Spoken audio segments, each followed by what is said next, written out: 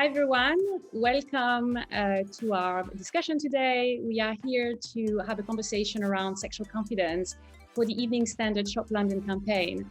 And today we have put together an amazing group of women who have very particular experience and expertise when it comes to understanding, what's happened to us in these past 12 months when it comes to intimacy and sexuality.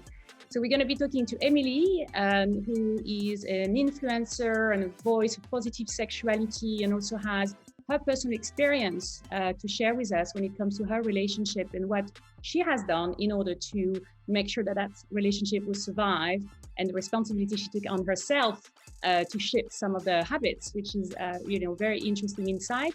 And then Miranda comes from a background of psychotherapy and has been working with couples and singles for many, many years and understanding, what are the issues that they're encountering, and of course, what has changed in these past 12 months when it comes to the issues that people are coming to her for. First, we would love for Emily to talk to us very candidly around, what has been your experience with your own relationship, and how also maybe having a platform and being able to communicate to your community has helped maybe you personally, and I'm sure them, to finding some solution and tips and a new way of thinking about sexuality in this completely unusual situation that we've been in. The ways I've learned to help my relationship survive almost, because what we're going through, and I think anyone, whether you're single or you're in a couple, it is like survival mode right now. And it's not just your sexual well-being, like we're all in survival mode, like we're all trying to get out of this feeling good, feeling alive, like it's just an odd time. And I was, like you said, I speak a lot on my platforms about sexual well-being, and especially female pleasure with an audience 90% female anyway. I feel so strongly about women owning their pleasure in particular. I did a poll, and 87% of people currently in relationships feel like their sex life has taken a battering during lockdown. It's so common, and of course, like, we're concerned. Like, I was concerned myself when I went through it. It's just such a weird time, and I've always considered myself to have a really healthy sex life, doing it regularly, but also like self-pleasure on the side, which is completely separate, but something that I feel is just part of my self-care routine in general, and we'll speak a little bit more about that later. But like, for me, when I was struggling through the last year, like, where's the intimacy? Like, we're not as interested anymore. And then when you were having sex, did it feel like you were doing it for the right reasons? Were you just like ticking the box, so to speak, like making sure you're just doing it to stay healthy in a relationship? And it really made me step back from the situation, because I noticed that a lot of the time I was actually projecting onto my partner my needs, and like, everyone has their own needs, and everyone is fully responsible for their own needs. And I think often, especially in a partnership, we forget that. Like, often we think we look to our partners to be ticking those boxes and being like, oh, well, I don't feel sexy, it's your fault, you haven't complimented me. Or I don't feel like I'm fulfilled pleasurably, well, that's your fault because you're not giving me an orgasm, or we're not having sex twice a week or 3 times a week, whatever. And everyone's going through this weird time. Like, we're all in a really weird survival mode situation. So it took me a while, but like most things that are intrinsically linked to mental health and our well-being and stuff, you do have to step back. And I learned to look inside myself and what was going on with me personally, and how by making a few adjustments myself as an individual, I could really change the dynamic and help my relationship survive, so to speak, carry it out of the darkness into the light, which we're all looking forward to on April 12th or whatever, when we can leave the house and actually have other social interactions and come back and hopefully it feels a bit fresher. So what that looks like for me is, just turning up for myself in a way that only I can. So whether that's making sure I'm exercising regularly, I'm not drinking as much, like, I'm not drinking like 4 or 5 times a week, I'm just like slowing down on it and not using it as a crutch, which a lot of us do, whether that's food or it's drink or whatever our bad habits are, keeping things in moderation, making sure I'm meditating, and I'm just checking in with myself, like, I'm giving myself positive affirmations. I might not be getting told I look as beautiful or sexy by my partner as often now, because he's just not thinking about it because we're in this weird situation. But like, that doesn't stop me from assuring myself that I am this great, powerful, ambitious, confident woman, and I look in the mirror and I like what I see. And then a huge part of what comes into that is obviously masturbation. A lot of the time, we see it as a means to an end. If you're feeling frustrated or you're not fulfilled sexually, then you're just going to get out of the way. It's something really quick or rushed or whatever. We were talking before, Chloe, and you said something like it needs to just be part of our routine. And I think that's such a good point to make. Like, it's such a self-pleasure and masturbation, when it is incorporated into your well-being as an individual, it can not only do wonders for the way you interact with your partner, but also the way you feel about yourself. And that's really been an amazing tool. And I want to like express that to all women out there, like feeling like maybe they're not getting enough from their partner right now. Like, the power is in your hands, so to speak. And so, but how do you do that? So if you live with a partner all the time, does that mean that you get the bedroom for yourself when you do your pleasure, and you kind of make sure that, okay, this is now time? Has the time you allocate to it has changed? Yeah. Whenever I talk about masturbation on my Instagram or whatever, I always get so many women come to me like, how are you doing it? Like, he's always there, or she's always there. Like, how do you do that? But like my sex toy collection is 100% waterproof, so the bathroom is the obvious choice. Been taking a lot of baths, There's a lock on the door. But like you do find the time. Like, it does happen. And like, what's the worst thing? They walk in, like, that could be the start of something fun for both of you. Miranda, tell us a little bit about, in terms of sexual confidence, which is, I think, what we want to focus on, is how can we really help people with practical tips and practical solutions that, as we know what's happened and it's been difficult, but how can we now have a transition towards something that we know self-practice is important. We know it has to be regular. So at least that's something, and I'm going to talk about exactly what people can do to start that practice. But in terms of single or couples, what have you found were the key kind of situation which have got worse, or the specific case which have arisen because of the situation we've been in? And what has been your narrative and your, kind of response to those issues? So I think the loss of confidence crosses the board really with both singles and couples. I think one of the key things there that Emily actually touched upon was really how things have just kind of flattened during the lockdown. I think I can sort of speak from the clinical side of things to really say that in the first lockdown, whereas initially people went straight into survival mode, there was quite a bit of a panic. People then found that actually the sex lives, generally speaking, did sort of improve, for a period of time, because we were in that sort of perhaps a little bit of a novelty stage. Suddenly, we were at home together, we were able to kind of, create these sparky moments and date nights. And then as we went into the second lockdown, I think people got a bit tired, and, things just really did start to change. So, as you start to talk to people, what they were wearing every day changed. They were getting up and going to work in the smart shirt. Well, I say go to work online in the smart shirt, but with the pajama bottoms on, things like that. So how people were just generally around the house had really started to change. So I think sort of across the board, it's thinking actually what helps to make you feel sexy, what helps to make you feel alive. So this affects, both people, whether they're in relationships or whether they're not, what makes you feel good in yourself. So thinking about exercise, thinking about diet, thinking about how you are presenting yourself each day. So that's something to really be conscious of. Emily's touched there in terms of sort of internal validation. So, checking in with yourself, maybe talking to friends. If you're single, have a conversation with your friend. What would we say to each other? How cheer each other on, make it something that you're both gaining from. In couples, really think about it. If this is happening for you, it's happening for your partner. That's whether your partner lives with you or, for some people, it's been long distance relationship. So really think about, okay, what can I do to make sure I'm continuing to give them validation? So I think that's really important. So I would always say, go back to thinking about a time when you have had more sexual confidence and say to yourself, what was it that helped create it? There's got to be more to it than somebody else saying, you look amazing, you know, I love it when you do this. So think about some of those things. Again, that goes with desire as well. So if people are noticing, and I think many people have noticed changes in desire, particularly in relationships, during this kind of last year. So, you know, saying to themselves, okay, if I had a pot of desire, what would the ingredients that would be going into it to actually create this for me? So, you know, it could be that you know, I need to feel good in myself. I need to be exercising. I need to feel sexy, and I need to feel like I'm wearing the particular clothes that I like. I need to be thinking positively about myself. You know, perhaps I do need to just kind of give myself some positive words. You know, what is great about you?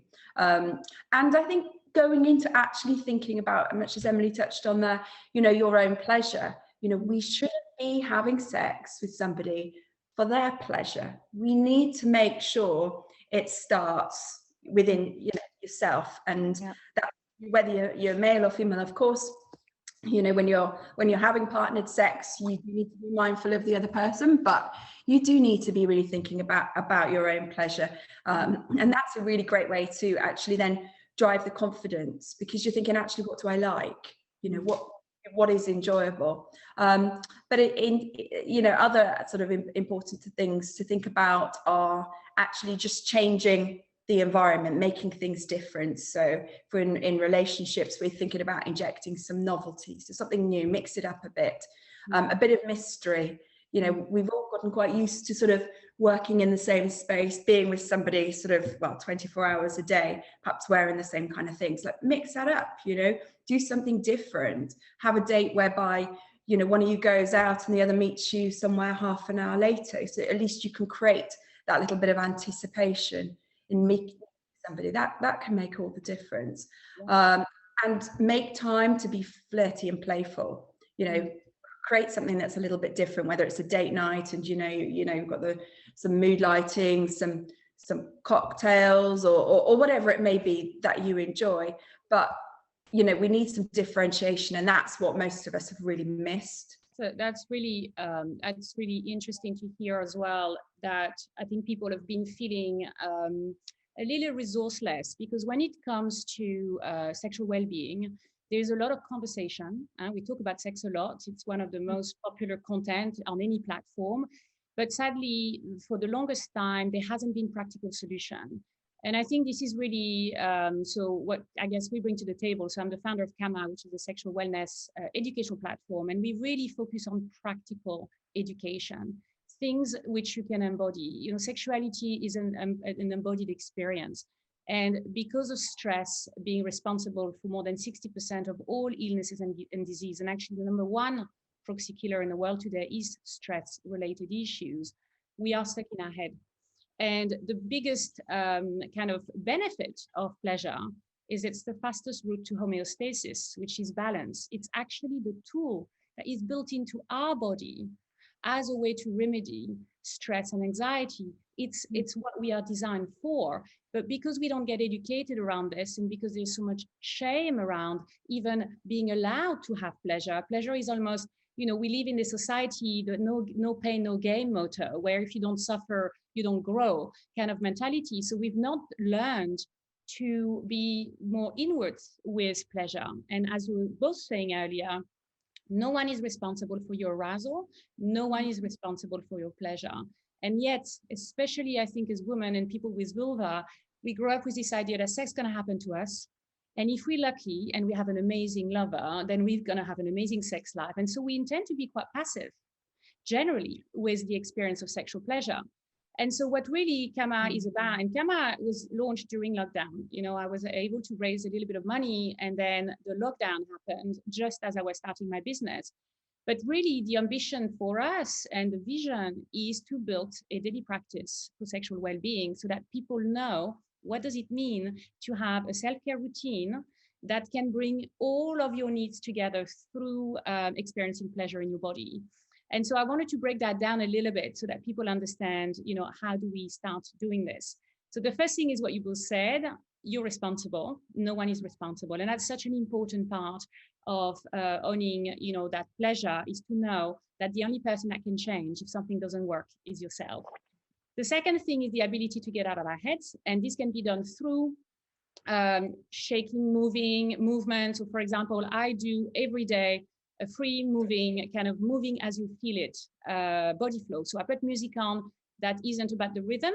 I let my body move the way my body wants to move. So it doesn't look, it looks a bit crazy, but it's actually helping me with just bringing more energy from my head into my body. It also helps enormously with switching from a place of sympathetic, which is fight and fight, which is where we mostly experience life these days, into more, parasympathetic. So your system is finally there to be enjoying pleasure. Because if we are fighting for our life, the last thing the body is focused on is pleasure.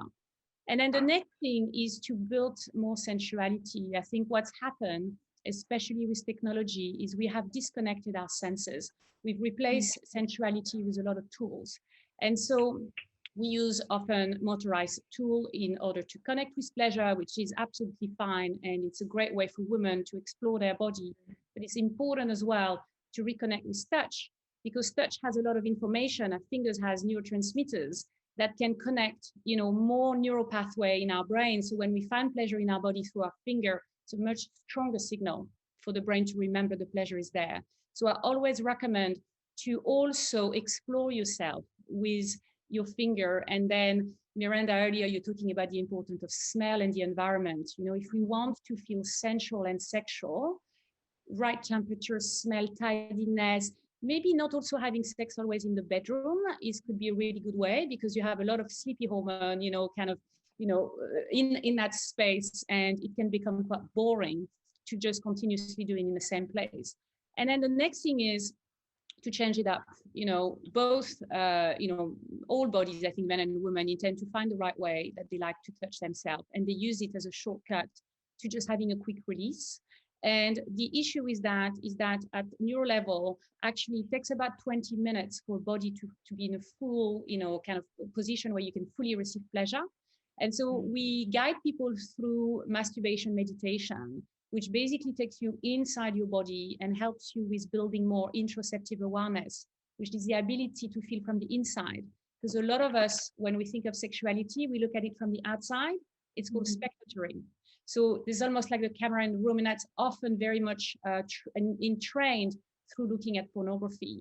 So we look at the scene from the outside instead of gaining the ability to receive sensation from the inside of the body. And that skill is the most important skill for pleasure. The more we're going to train our body to be the body receiving, not the body touching, then we start amplifying, access to pleasure.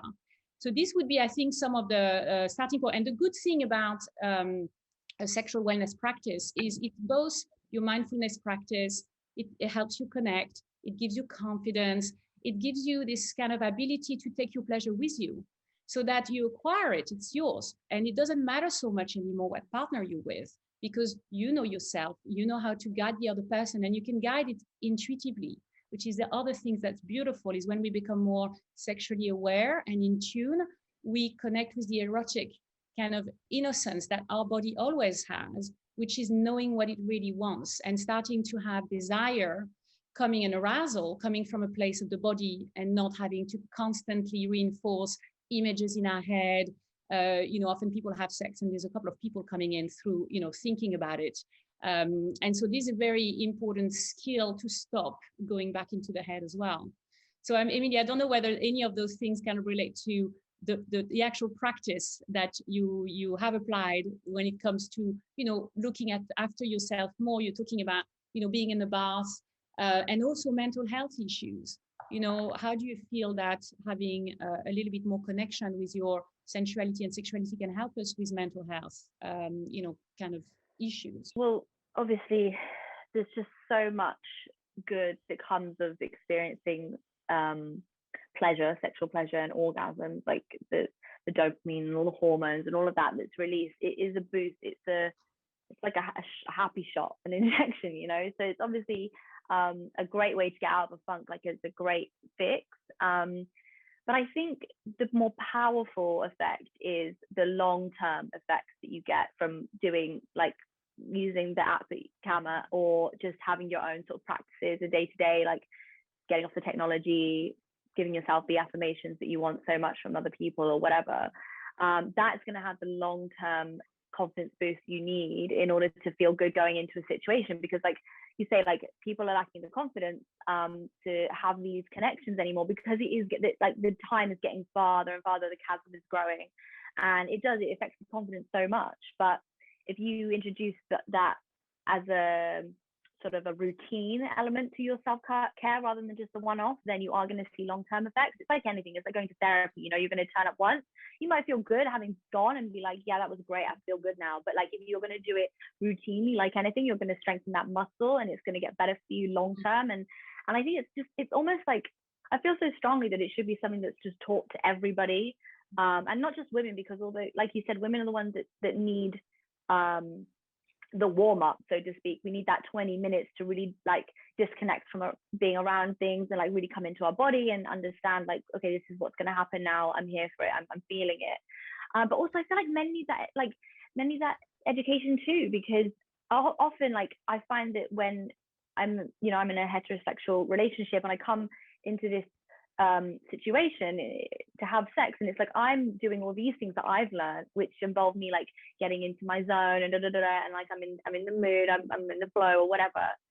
It's so different that like often men come at it as such a different like a different place, and like that I think I don't know if you've got any tips, Miranda, about how women can help men in hetero relationships understand that we're coming from two different places. But that's something I'm working on myself, but I often feel like I wish someone could meet me in the middle sometimes with it all. So I would say, Emily, so as you were talking there, I think something that's kind of really coming to mind that's really important and has, again, something that's been affected as we've gone through lockdown is communication, and it's keeping that communication going, both the verbal communication and the non-verbal. So, really thinking about, so if you're in relationships, making sure that you're talking about the things that you want, talking about the things that you need, consciously asking the other, how are you? What do you want? What do you need? What turns you on at the moment? Really keeping that communication going. And as I say, sort of that non-verbal, thinking about touch, thinking about sort of how that appears in a relationship that you have together, whether it's something that you're generally quite tactile and touching all the time. If so, how can you change that so that it looks a little different? So perhaps it is more sort of like an intentional touch, or how do you, if you find that you're not very tactile, could that be making a difference? So I think really thinking about your communication, and equally for people that are single, communicate, talk to your friends. A lot of people have found that they feel, one of the big factors that's affected their confidence is they're not seeing other people. So they're not getting that time where they're able to kind of meet up with friends and perhaps confide in them, talk about relationships, get some feedback from people. So I think, just really reminding yourself, actually, a Zoom call, a conversation on the phone, touch base with people, ask them what they're doing, because that will create ideas as well.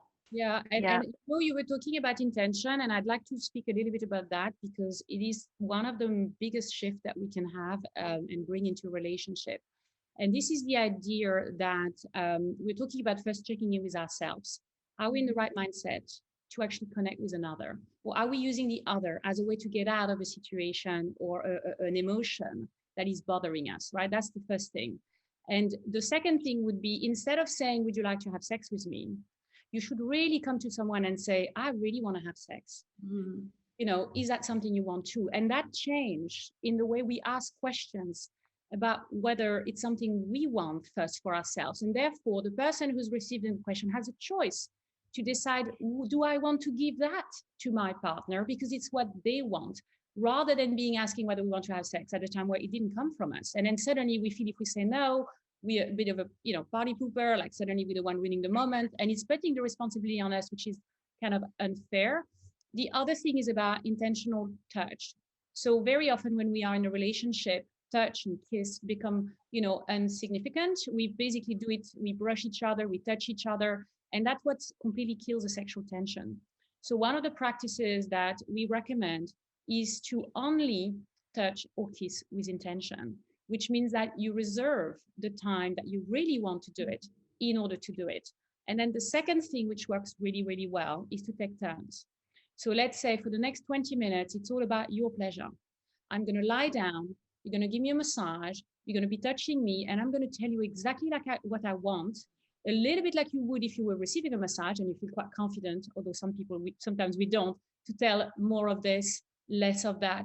That feels good because that creates a map of their pleasure, and it allows you to also be the one directional with it. Very often when we have bi-directional interaction, we lose who it's for, and we don't know anymore what the intention is. So practicing, focusing even a day where it's all about you, but tomorrow it's going to be all about the other person, and they can ask you the things that they really want, and starting to learn about another through taking turn in receiving and giving, allowing and taking, which are very important nuances, in the dynamic of communication within a relationship. So I think we kind of got to the end of this chat. I don't know whether there's any last advice that anyone wants to give. I'm going to be recording a few quick practices after this for people to actually learn how to connect their heart and genital, which is a foundational psychosexual practice, which is very important for people who have a tendency to dissociate. Then we're going to look at self-generating arousal. I think a lot of people think that libido and arousal is something that we either have or don't have, and there's not much we can do about it. That's not the case. We can physically increase sexual energy and build libido, and that's another very important part of having a daily practice, is that if you keep it up, then you're not going to lose it over time, and that's true for single people. And then the last thing is a pelvic floor training that just keeps you agile inside your body, both for men and women. It's absolutely essential. It's something that we should do from our early 20s, especially as we sit all day. Our pelvic floor is atrophied by the time we're in our mid-20s. So something that we try and inject into people's daily practice as much as we can. But if you have any last words, please, Emily, let us know, or Miranda. Well, I can't wait to download this app. I'm getting it as soon as we get off the call. It sounds great. Yeah, no, it's been great to speak to you guys. And I think really, my sort of parting thought is very much, if things have gotten a little sort of stagnant, or, if you do feel that, you've lost some of your confidence, really, take the bull by the horns. Think about doing something about it, whether it's the app, whether it's, talking to your partner, talking to friends, speaking to a professional if you feel that you need to. But, you don't just need to sit with it, do something about it.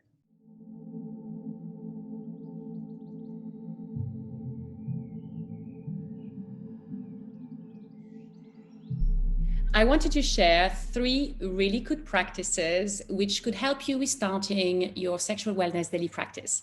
As we discussed in the conversation we had with Emily and Miranda, it is so important to start being more active with finding solutions for yourself, and just depending on yourself for those solutions is going to be really empowering.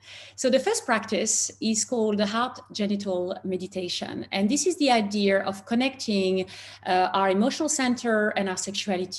This is very important because we intend to dissociate when we're having a sexual experience, even during masturbation or with a partner. We have a strong tendency to go back into our head. And this is because we don't have a connection with our genital. So the practice is super simple. You put a hand on your heart and you initially connect to your heartbeat. So you go inwards and you really use this opportunity to start connecting with the inside of your body. You start, closing your eyes and connecting with the smell of the room, the temperature. We call it sensualizing, with this ability to use your senses as a way to connect with the present moment. You then put the other hand on your lower belly, or you can even cup your genitals if you're in a place, a private place to do though. And then you basically start breathing into your heart with your jaw relaxed. It's very important. So we intend to keep the breathing come both through the mouth and the nose, because this allows to relax the jaw, which is very important. When the jaw is relaxed, so is the pelvic floor. They're very connected. So we're breathing into the heart. And then we breathe down into the genital by making a O warm breath like this. And then we breathe into our heart. It helps if we smile. It's a form of affirmation when we use facial expression as a way to contribute to a practice. We actually reinforce the positivity of that practice for ourselves, and it sends signals to the brain that this is good for us. So it's a really good way to kind of reaffirm the practice. So you breathe in.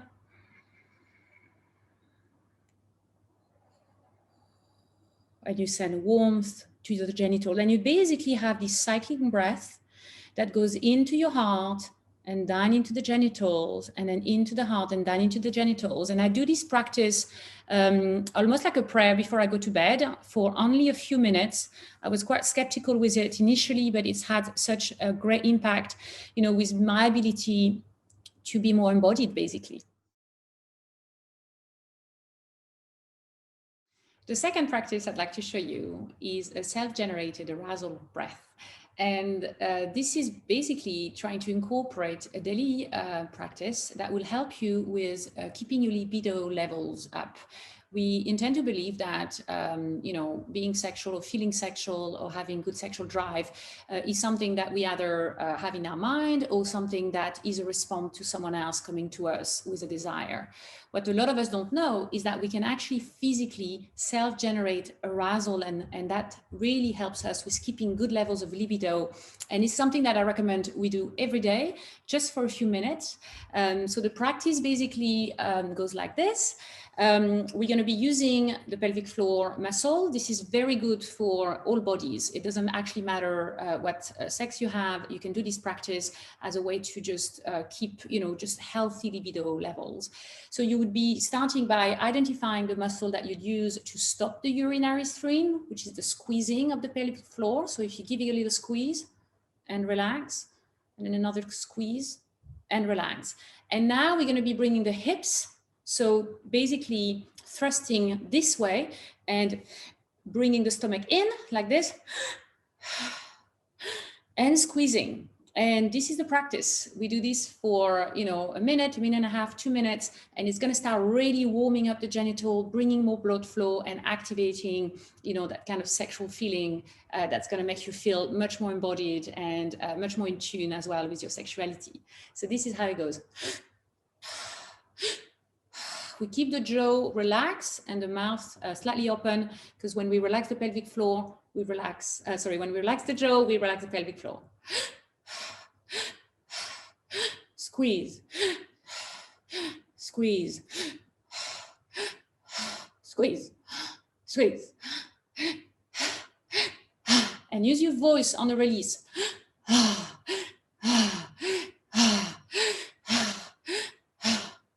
Bring the stomach in. So this is the practice. The last practice that I want to show you is one that is foundational in the way of strengthening the pelvic floor, getting more dexterity, but also being able to relax the pelvic floor, which is so important, because when it comes to pelvic floor training, what we used to hear about is Kegel, and Kegel is focused only on squeezing. And what happens is that if we continue to just squeeze both as a way to train the pelvic floor, but also a lot of us squeeze into our pleasure. So when we come to, climaxing, there's a lot of squeezing and holding on to that tension, then we're not actually going to be able to fully explore our pleasure potential, which will come when we push into it, where we bring more blood flow, and especially when we relax, which is when the deeper orgasms can take place. So in this practice, we're going to use both pushing the pelvic floor and squeezing the pelvic floor. And the way to use it is a little bit like an internal gearbox for pleasure, but it's also a practice you can do completely outside of the sexual experience, 2 to 3 times a day, as a way to just keep really good healthy sexual function and your ability to connect to your pleasure. So when you start, always start with the push. The push is bringing the blood flow down into the genitals. With the blood flow, comes the oxygen. And contrary to the myth that we've heard a lot around, let's say, tight vagina in particular, that pleasure comes with, our ability to squeeze. Actually, the pleasure, both for us and our partner, comes from the engorgement, which happens when a lot of blood is coming down into that part of the body. And when there is blood, there is oxygen, and it's the oxygen that fires the nerves, the pleasure nerves. So we would always start with pushing as if you're pushing your urinary stream. So don't push too hard. I mean, especially if you had a baby, or if there is anything that you're worried about, please consult a doctor. But otherwise, it'll be pushing in and letting the belly out and opening the body. So pushing in.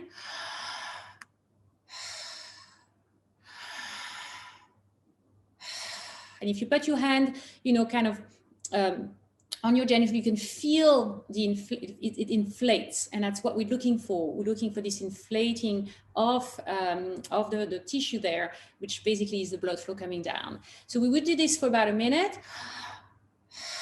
And then we will start with the squeeze, which will be the opposite and similar to the arousal breath. So we do this a few times, and then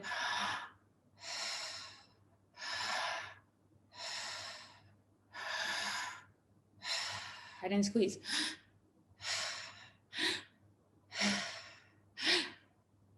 And then you can alternate pushing, relax, and squeezing. And relax, pushing, and relax. And if you are in a sexual experience, either self-pleasuring or with a partner, use the squeeze as a way to intensify sensation, as a way to build up your arousal and go towards, a climax. But when you go around, I would say 8 or 9, where 10 would be your climax, then start pushing into your pleasure. So use both tools as a way to expand pleasure, because the squeezing will localize pleasure and the pushing out will spread the sensation. So that can lead you towards more full body experience or internal orgasm, for example. And it's a practice that's also essential for people with penises, because it helps them with harder erection, but also lasting longer, just having more control.